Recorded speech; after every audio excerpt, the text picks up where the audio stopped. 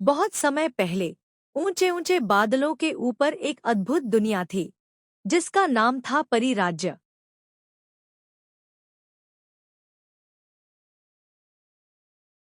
वहां चारों ओर चमकते महल, रंग बिरंगे फूल और जादुई पेड़ थे।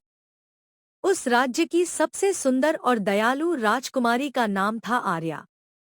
आर्या केवल सुंदर ही नहीं बल्कि बहुत साहसी भी थी।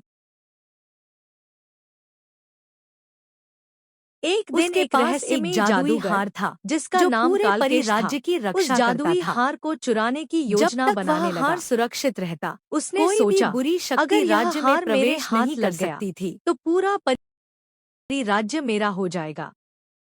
एक रात जब पूरा राज्य सो रहा था, कालकेश काले धुएं का रूप लेकर महल में घुस गया। उसने जादुई हार चुरा लिया। जैसे ही हार गायब हुआ, पूरे राज्य की रोशनी धीरे धीरे बुझने लगी। पेड़ सूखने लगे और परियां डरकर छिप गईं। सुबह होते ही राजकुमारी आर्या को सब पता चला। उसने बिना समय गवाए अपनी जादुई तलवार उठाई और हार की खोज में निकल पड़ी। रास्ते में उसकी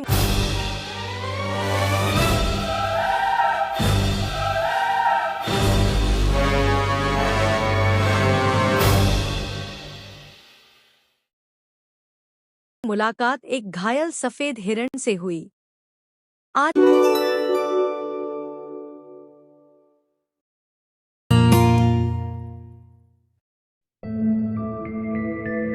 ने उसकी मदद की। हिरण खुश होकर बोला, राजकुमारी, आपकी दयालुता का मैं ऋणी हूँ।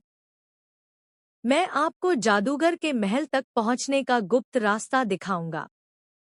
दोनों घने जंगल, नदी और खतरनाक पहाड़ पार करके पहाड़ कालकेश के काले महल तक पहुँच गए। महल के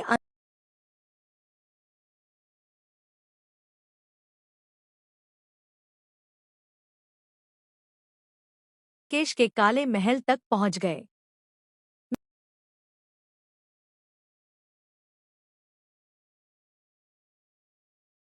महल के अंदर अनेक जादुई जाल थे। कहीं आग की दीवार, कहीं उड़ते पत्थर और कहीं भ्रम पैदा करने वाले आईने।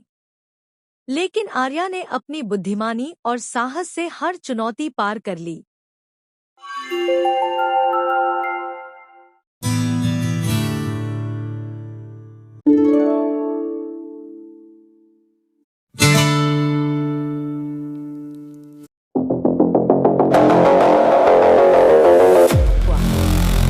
आसमान में बिजली चमकने लगी और धरती कांप उठी। जब कालकेश ने अंतिम हमला किया, तभी आर्या का जादुई हाथ तेज प्रकाश से चमक उठा।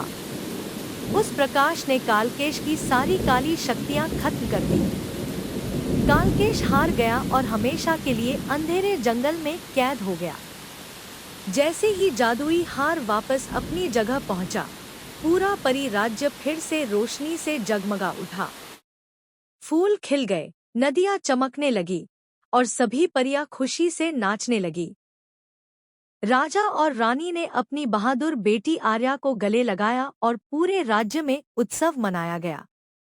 उस दिन से राजकुमारी आर्या केवल एक राजकुमारी नहीं, बल्कि पूरे परी राज्य की सबसे महान रक्षक कहलाने लगी। सीख, साहस, दया और सच्चाई मिलकर सबसे बड़ी बुराई को भी हरा सकती हैं।